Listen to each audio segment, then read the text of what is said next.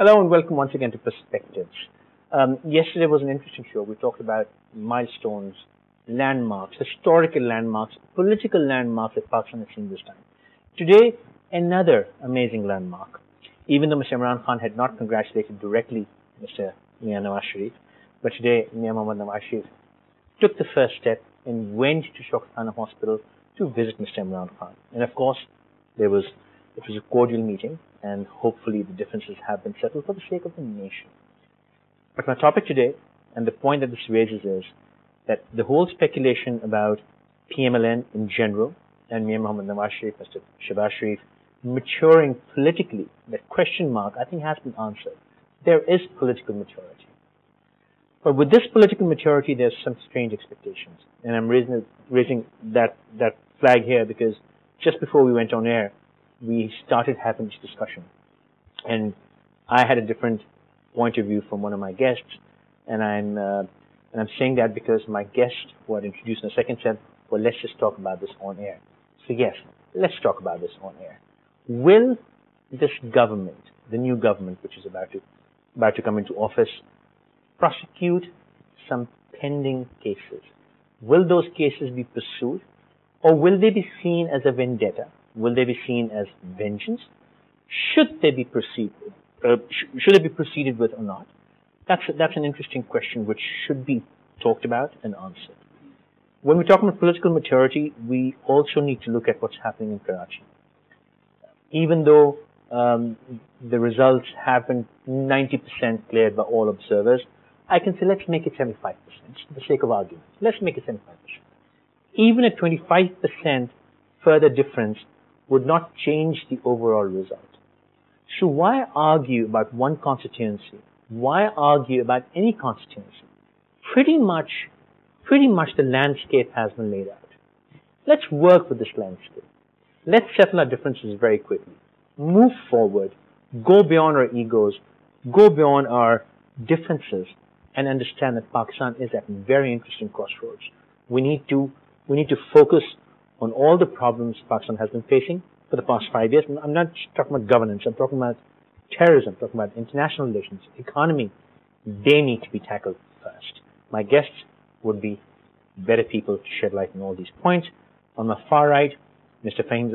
All my guests today need no introduction, so I would not even bother with telling you who they are. Mr. Fahim Zaman Khan, thank you very much for being here. Mr. Ghazi Salahuddin, thank you so much, sir. Ms. Khalida Ghaus, thank you very much for being here. Thank you. And Mr. Mazhar Abbas, thank you for taking the time out. I'll start with you because that discussion was between you and me. Should Mr. Pervez Musharraf be tried for treason? And what could be the possible outcome of such a trial? Why not? Because after all, he abrogated the constitution twice. On October 12, 1999, but then the Supreme Court and as well as the Parliament, gave the mandate and accepted the October 12, 1999 martial law or counter coup, anything. But what happened on November 3rd, 2007 has neither been given immunity by the Supreme Court nor by the Parliament. So, and the petition is already pending in the Supreme Court. Now, if the Supreme Court asks the federal government to register a case of high treason, because the federal government can only do it. Now, Mr. Nawaz, the Pakistan Muslim League, Chaudhry Nisar Ali Khan, who was the leader of the opposition on the floor of the House, had committed that whenever they come into power, they'll register a case against Mr. Musharraf for high treason. So I think there should be, slight span in the works. That request went to the outgoing government, and they said we're not doing it. So now will a new request have to be issued to the incoming government? No. Because they have not implemented. So they said we will not do it. Interim government also asked. Told the Supreme Court that it's not their mandate. It's the elected government, because they have been saying this throughout their campaign as well as before that in the last 5 years, that why Musharraf has not been tried. Fine. So now it's up to them. I mean, and why not? Again, we certainly people want to know that what happened exactly, who were behind that. Okay, passing through this discussion quickly, do you think that we should have political vindictiveness, or it's fair that he should go? I mean, the point is from a political angle, yes, not a legal angle. I'm not a legal person, so I'm not going to give you that perspective. The point is that as we would generally across at the societal level, probably what one would like to see is that one shouldn't be looking at it as a personal vendetta or the political victimization. There are no two opinions. If the Constitution is violated, the person should be tried. But the whole question is, was it a one man's decision, or were there other people that were involved in it? The second thing is that with the elections having just taken place, I think there's so much of optimism which is there existing that a new political culture would be sort of coming more popular, and it would be seen more, or what kind of political norms would one be seeing. Third is that probably the new government, whoever, of course it would be the PML-N who would be coming. The point is that Pakistan as a society, as a state, is bogged down with some very serious issues. Issues that are posing a direct threat to the territorial integrity as well as to the societal security. So the point is, what would be the prioritization which would work? So it's not about whether it should move forward or not. You might as well, probably you might say that all of this has to move forward to, at the same time. Sure. And development and progress has to be seen at all fronts. But the point is, if it is seen as something which is out of sheer vendetta, I think that wouldn't set a good precedent at all. And I think it's high time that Pakistan as a country and we as a society should be more futuristic in our attitude, in our approach. And there has to be political maturity. I don't see it there as yet. What the best I can describe is that Pakistan is coming out of its political infancy period. So we are yet to reach that stage where we can say that the political maturity is actually there. So what would be our priorities at the socio-political front, socio-economic front, socio-legal front? And I think that should determine it. When you say absence of political maturity, within the people or within our leaders? I think overall both. Politicians, I wouldn't mince word about it. Look at the political norm which is there. I mean, let's not get into the debate or the kind of a debate which would put us into more rhetorical discussion. No, I'm talking about general when it comes to political maturity. No, that case is a normal case. I'm not arguing on that. But Khalid said there's no political maturity. So I'm saying no, what I'm saying is that as a democracy, we are gradually taking ourselves out of the infancy stage. We are still faced with the teething problems of the democracy. We are gradually moving. The best example of political maturity. No, but that's something else. No, Mazhar, the point is, after all, was assassinated. No, you can say that, but the whole question is, has we consolidated it? Has it been consolidated as yet? Or is it still that we keep on going back and forth on? We keep rewinding. Yes. We keep replaying the same track. Yes. Okay. So I think it's a very pertinent. We don't have legal experts here, but I want to just point one little question. Pervez Musharraf's actions, even if they were suspension of the Constitution, as the president, isn't he exempt from whatever he does? No. Okay. There are certain exemptions while the person is in office. So he was in office when he suspended. No, He suspended and he came into office. But once he is out, he can be charged. Yes. No, but once he's out, he can't be tried for what he did in office. No. But I think we have diverted from the main issue here. I think the situation, the crisis is so severe at this time that Pervez Musharraf will have to be in the wings for a while. Okay. We have bigger things to worry issues to worry about, and I think Mr. Nawaz Sharif is mature enough, as you initially said, mature enough to wait. And I think when the time comes, we don't know what kind of other developments will take place. If you go back, if you look at our history, which is very tragic indeed because of the way Bhutto was treated and executed and how the civilians, and there is this question, if the civilian former prime ministers can be treated the way they were treated. And I think Musharraf was absolutely vicious the way he treated Nawaz Sharif.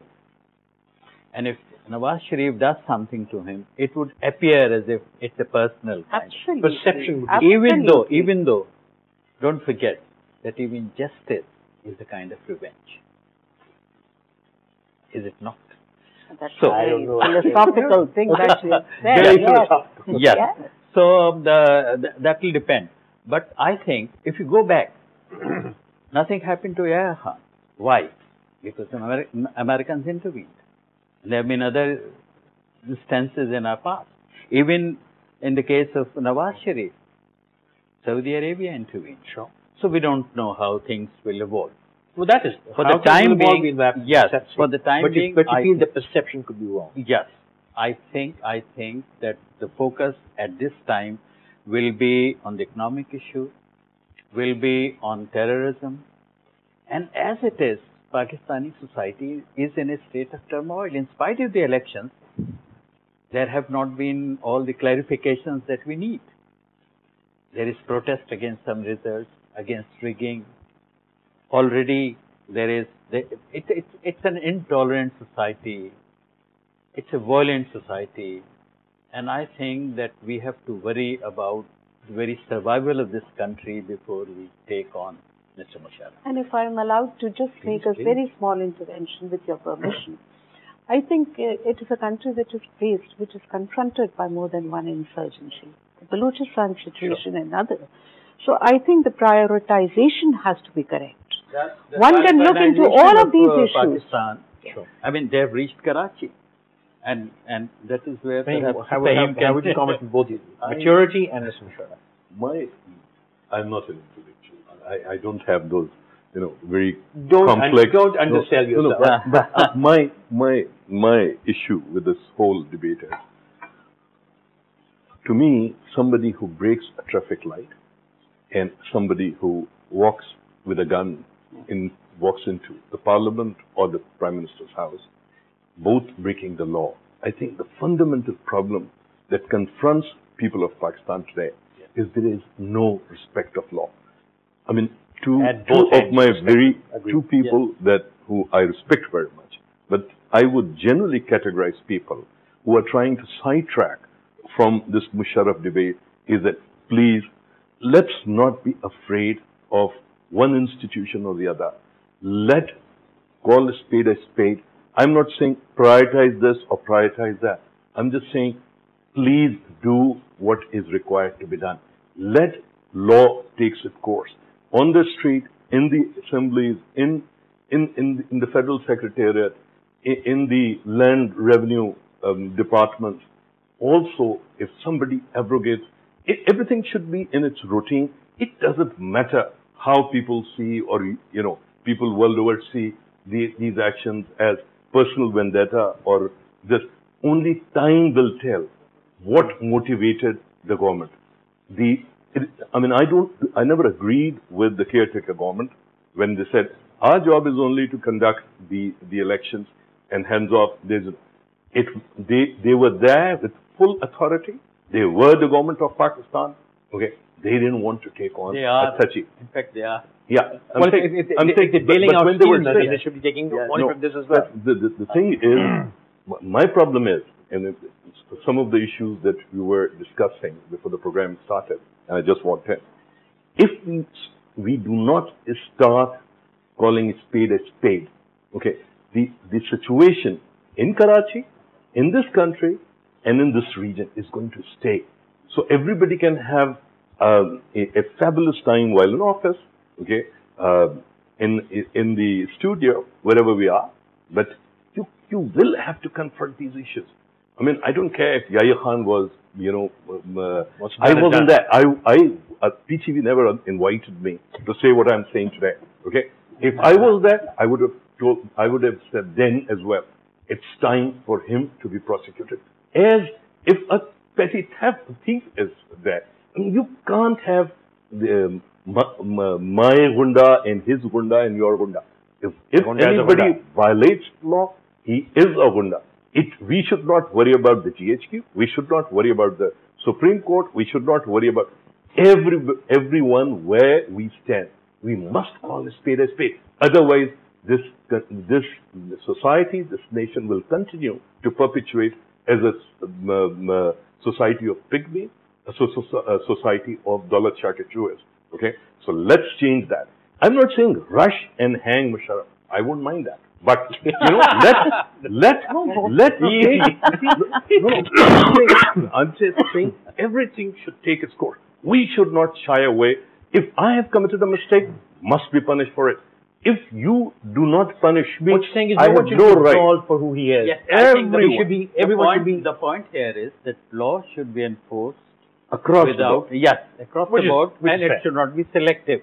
Once you establish that environment, then you can go ahead. Okay, I agree with you. Just his comments are strong, but interestingly, before when Mr. Nawaz Sharif was in power, we saw an iron fist.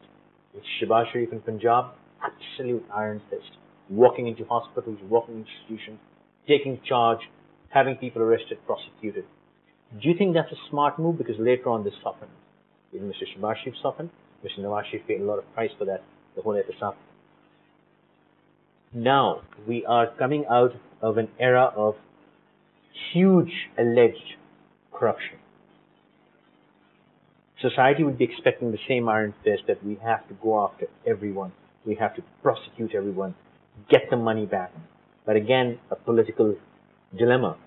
If Mr. Nawaz Sharif does that, political victimization all over again. But then there's a need as well. You see, now there's a strong judiciary. I mean, whether some people, blame judiciary to be one-sided, but by and large, there's a strong judiciary. There's no doubt about it, whether it's biased or not biased.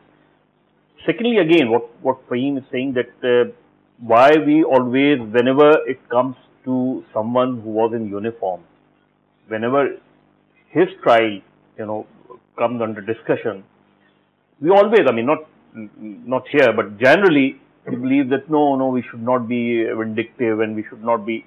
But when it comes to a civilian person, whether it's Bhutto, whether it's Benazir, whether it's Nawaz Sharif, the way they were treated, they become ruthless. And so it's not Nawaz Sharif who has been demanding this. Even the PPP government, even if they delay his trial and the registration of case, the demand will come from the opposition. The demand will come from PPP. But can I just point it? Look, I'm not talking about taking strong or diluted steps.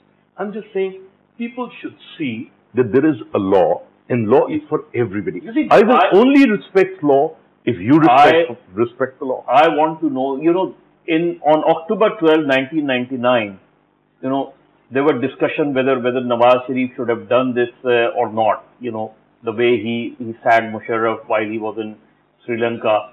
But on November 3rd, there was not a situation. I mean, the way he certainly imposed emergency plus. So we want to know, the people want to know what exactly happened.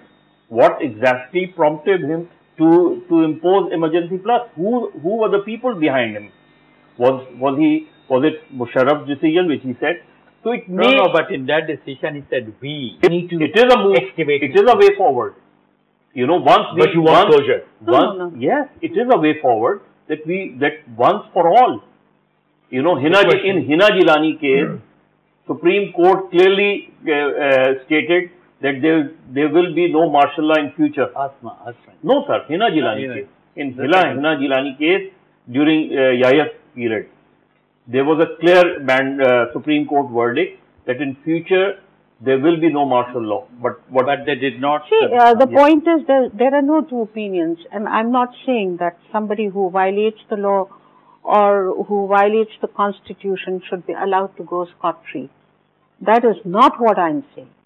What I'm trying to say is that if we are looking at Pakistan moving forward, I'm not saying to forget about or forgive a person who has violated it. I'm just trying to say if we are talking and if we are looking forward towards making of a totally different political environment or the political behavior which we have seen amongst the politicians or the parliamentarians in the past, and if we are talking about the political maturity as such, and if we are talking about the issues which are of more priority, both for the state and the society.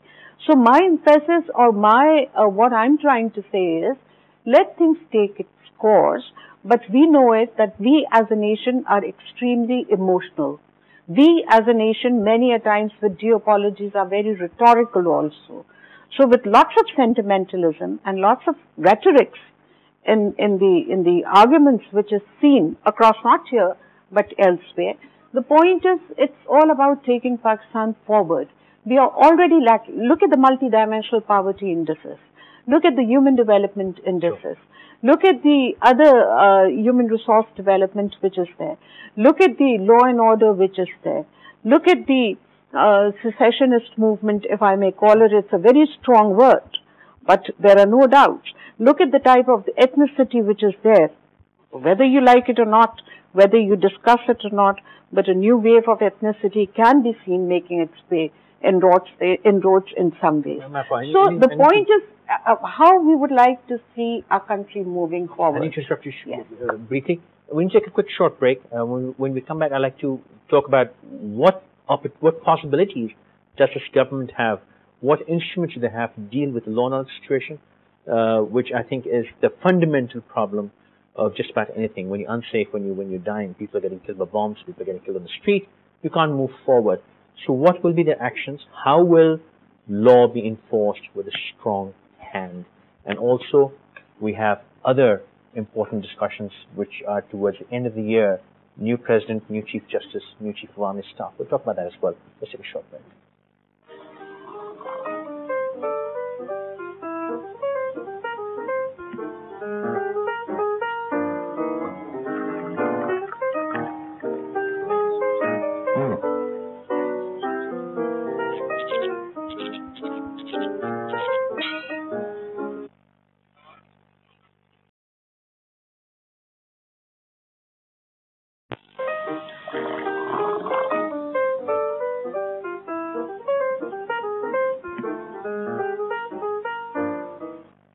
Thank you for staying with us, watching Perspectives. In the break, my dear friend Mr. Salahuddin asked if you've done half the show, and I said yes. And I guess if you're having a sensible discussion, time does fly. No hit on anyone here. There's an undercurrent comment. Yeah. You mentioned that even if PML-N does not try to prosecute Mr. Musharraf, People's Party would demand for such prosecution, because that's politics. Any tough decision, the opposition would throw it in their court, as they did in the past. So the tough decisions, which are now in front of us, Mohtarama Benazir Bhutto's investigation, I don't know if I should call it a trial, but investigation, a new Chief Justice, a new Chief of Army Staff, a new President. All these discussions are now open. And with these discussions, we've got terrorism, NATO, Afghanistan being evacuated, law and order situation. I open it to all of you. Sir. You see, I don't think there will be much problem in the new selecting the new army chief, as well as in the presidential election. I don't see much, because and even the chief of the joint staff is also retiring this year, and Mr. Nawaz Sharif categorically stated that the senior most will be nominated as the new army chief, and he also laid down his priorities, only day before yesterday. No, but these are issues that come way down the road. In the present situation, every day counts. Sure. Some immediate. No, within 3 months he has to. 3 months is a long time. A very long time. But you're talking about the budget, the IMF, the budget, the formation of the governments, the provincial governments. There are certain issues still pending. You talked about law and order. Law and order essentially is a provincial subject, and you will have 3 different parties, 3 different coalitions. A provincial subject which reflects on the center. Yes, but the center will have to look after terrorism, foreign relations, Afghanistan, NATO. Sure. So, but okay. But then with with provincial devolution, is Karachi getting any But raise then, in terms of the law and order? but Mia Saab's priority is something different, which Hadi Saab was just pointing out. Media's priority is different. Media will be raising issues of Musharraf. Media will be raising issue of Benazir's trial. Media and reminding PML-N about their promises, about their assurance, and the counters will run how many days and the pressure which they build on PPP. But then, if I may say, then with all due respect, we also need to see, is the electronic media moving towards the maturity as such? Or would they actually like the people to be bogged down on the issues? I mean, the point is, I would again... You see, the media was united that people must and completely black out Tahir al-Qadri's call of boycott of elections. And Tahir al-Qadri was another very interesting story in the thing is, there is good and bad. Of course, that is fantastic. But what Khalid is saying, that is also according not so to me, see, as a if we start running counters and timers, it's a lively, vibrant media. Whether you so it agree should or run disagree. timers and push the government. And Mia Saab will be tested. Muslim League will be tested. And it is so free and so unfree at the same time. So it's underhand comments are not level playing field. It's not question of what I would like to see happen and what somebody else would like. Things will take their own natural course, and history is going to judge Mia Saab's government the way it's judging Mr. Zadari's government. Okay. I think the people have judged that one.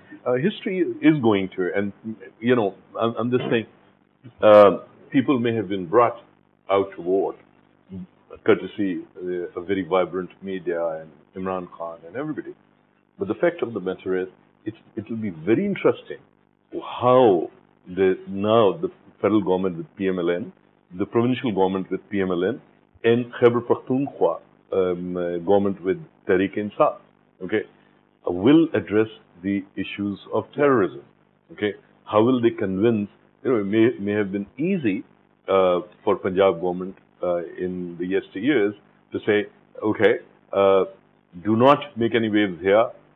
We will not go after you. Now, will they be able to say that don't make waves? The sectarian issue. Okay, major issue. There's so many issues. Yeah, and how they will play out now?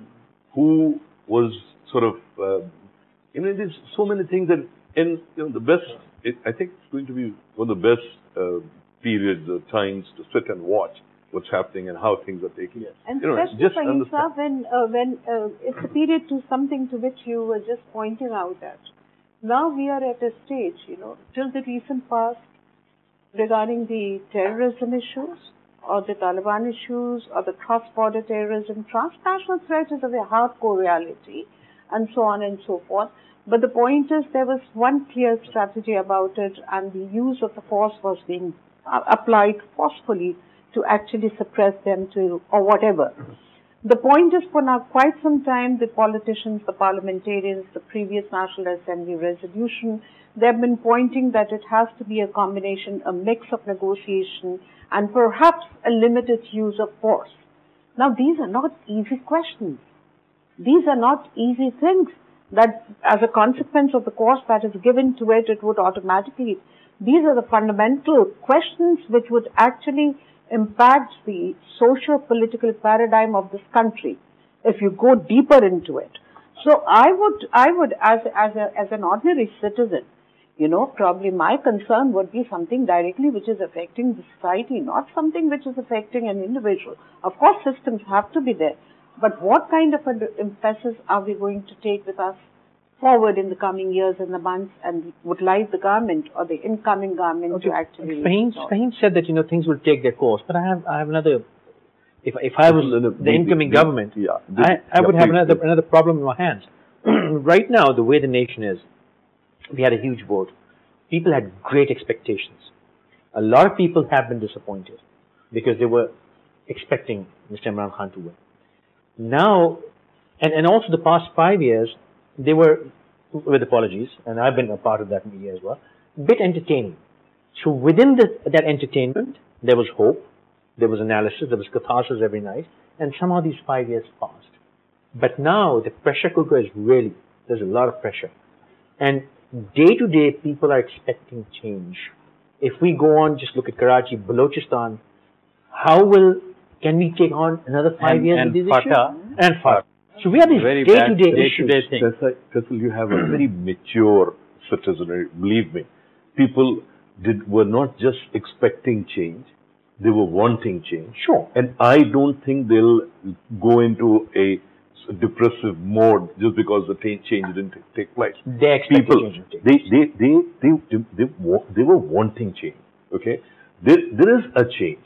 I remember when in 2008 people used to ask me, because I had a lot of friends in People's Party and worked with them, etc., how People's Party government is going to fare in the. I used to say they have experienced the good, they have experienced the bad, they will handle things with a lot of maturity. With your apologies, I didn't see that maturity in the last 5 years. And they paid the price. Yeah. Now, if I don't see that maturity from Nawaz Sharif Saab as well, I'm not going to get all the demoralizing thing. I understand. At least I believe that I understand. Similarly, a lot of people in Pakistan. But I wasn't talking about demoralization. I was saying people are so edgy that it's not that they'll demoralize. Where do they go? The problem is, I mean, they have to take whatever. But he made a good beginning by, taking a bold decision by inviting Manmohan Singh, which is, I don't think he just suggested, talking to foreign correspondents. He said, "Will you invite?" He said, "Yes, I will invite."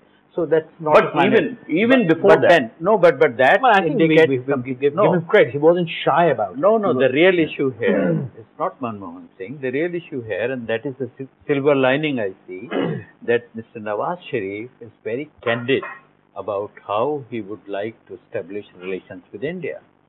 That is the main issue, and I think that will change many things. He wants to have trade with India, normalize there will relations. be problems. He will be opposed by the militants, by the rightists, even though he is also and the same problem is with Manmohan. Yeah. Yes. Same. And Yes, that with the election. no. Yeah. But this India. impinges on the other issue, Which is? which is civil-military relations. And he is the only one, the only political leader, who has expressed his view on how these relations have to be conducted.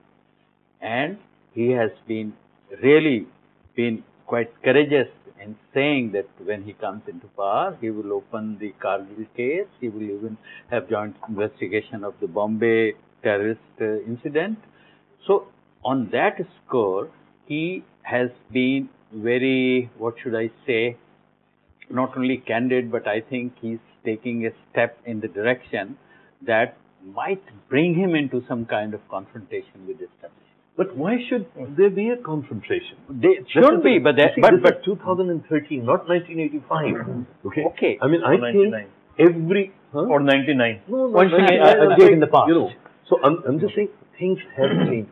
We as a people, look what we have been doing in the last 65 years.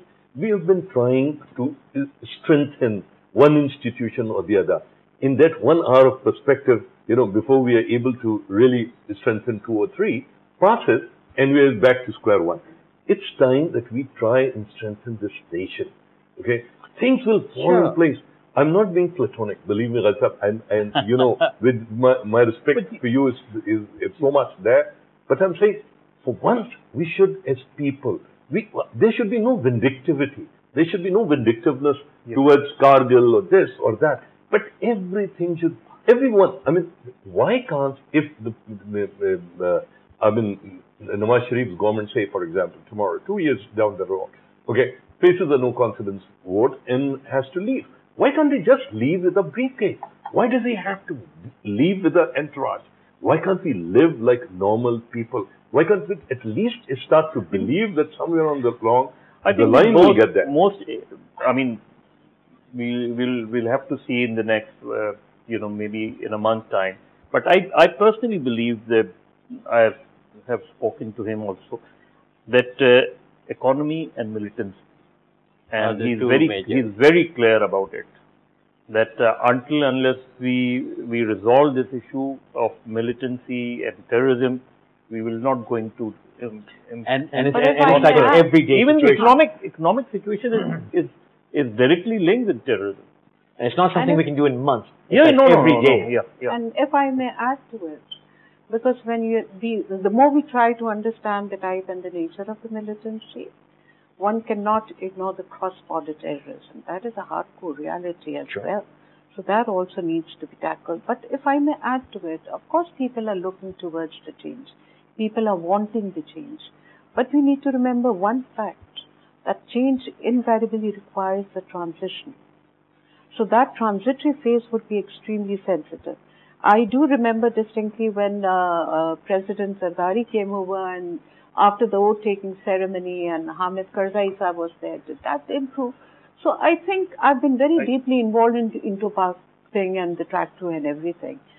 I don't think if that would be that easy, particularly since India now would be moving towards the general elections, particularly since South Asia as a region is confronted, and it is not confronted, it is being haunted by the transnational terrorism as such, the insurgency there and here.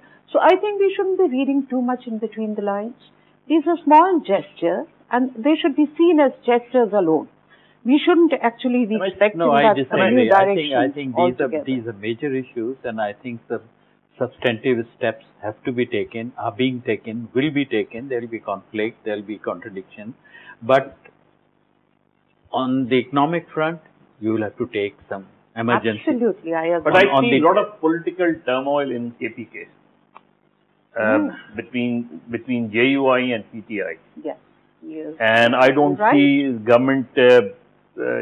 I don't see a lot of Not stability in. So that will make it very difficult for And- Imran's party to create some kind of a model government. yeah, because Which KPK, JUI as it is a very difficult place to create a model government. because Maulana Fazlur Rahman even today, has announced that he will not accept this mandate of PTI in KPK, and similarly in Sindh, the Nawaz Sharif will be in dilemma because he can't immediately impose governor rule or presidential rule. There will be a lot of terrorism. That's exactly what my question was. In that Sindh, given in Karachi, given the political, given the provincial Yeah, revolution, everyone's really on the edge in Karachi because of all because the until unless situation. Karachi is stable, Karachi, in fact, Karachi is another tribal area. yeah. And it's a provincial matter which reflects So on it the will center. not be a very smooth government, even if he has simple majority in National Assembly or 2/3 majority in Punjab.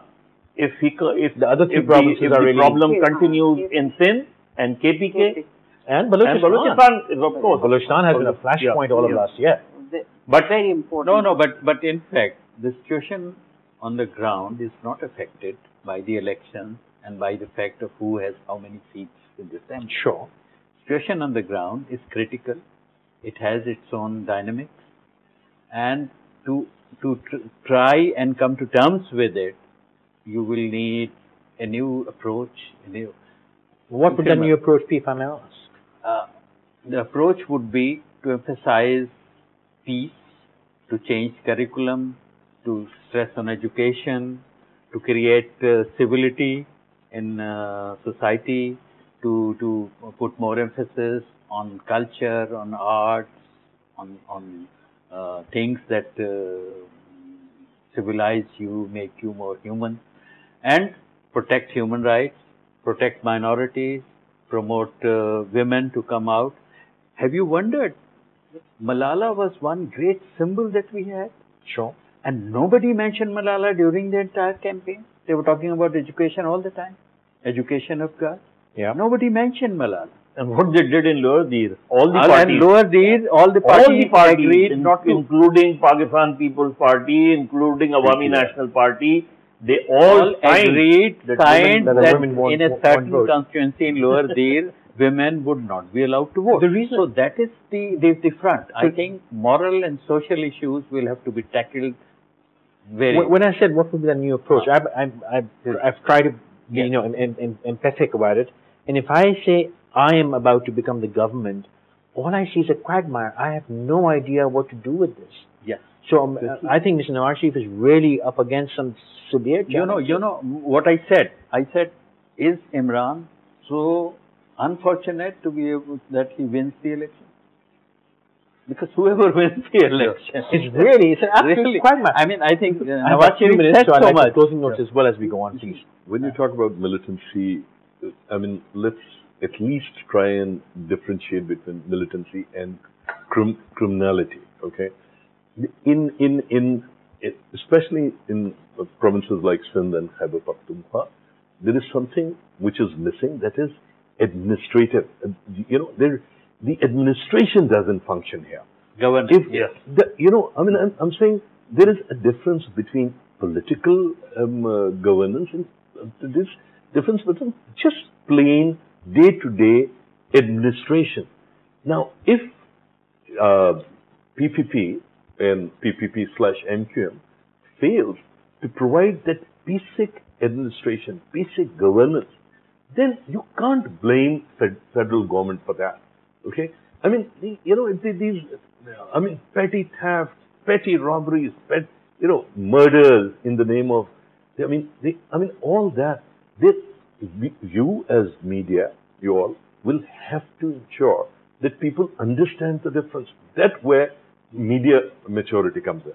Is that also close? Yes. Oh, yes. I think if you look at Karachi, I was coming to the TV station, and I saw so many people traveling on the roof of the buses. This is something which breaks my heart. Daphne has promised a mass transit. He did make that promise. It breaks your heart to see that. Metro bus, not look at the state of the crime. Look at fear that under which people live in fear. Absolutely. Under siege. We are under siege. Karachi, Balochistan. But then the something has to be done. But to then the liberate prime that. reason of what People's Party couldn't muster the support of the people and what Nawaz Sharif promises, and so he has to address the major issue, and that is load shedding. I think every issue, whichever issue we touch at, it looks like there's the major. Because that is the issue which basically rooted out People's Party from southern Punjab. Another big issue right in front of us is sharing of available electricity. That is going to become a brand new issue. Then just round the corner we have gas load shedding. Just right there we have water supply. Yeah. So every issue is like, closing. I think for me, I would say it is social tippings, which would be of utmost concern to me. I mean, whether you look at the weakening of the institutions, whether you look at the polarization at the societal level, whether you look at the changing nature of the social fabric, it is the social tippings which have to be addressed if we are to look into the issues of and address the issues of societal security. The other thing which would be of utmost importance to me is the violence. And we need to understand the spiral process which is actually throwing up the violence. So these two things, other the governmental measures of progress, development, economic development, so on and so forth. But I think we as citizens of this country are very concerned about the existing social fabric and the type of distortion that is taking place. And we need to actually be looking into it. Not only we as citizens, but the government needs to address it. If social tippings remain to be unattended, the institutions would remain weakened. I say that with extreme confidence as a social science student. Thank you, all of you, for being here and your valuable comments. Khalda Sahib said change requires a transition. I would like to use that as my closing note. I would like to congratulate the last government, regardless of how bad they were, whatever the governance issues, for this peaceful transition, for completion of a democratic term, elections against every odd. I won't say all odds, against every odd. Guns, bombs pointed, yet we had these elections. We will overcome these issues. And the transition, which will, God willing, bring in a new government very soon. Whatever the issues are, I'd like to request all of Pakistan, go beyond these small differences. We have much bigger problems. Do not open doors to external and internal enemies. Let's come together. I beg you, for God's sake. Move forward. We're not going anywhere, but we are hurting. We're bleeding. Let's stop that. Until next time.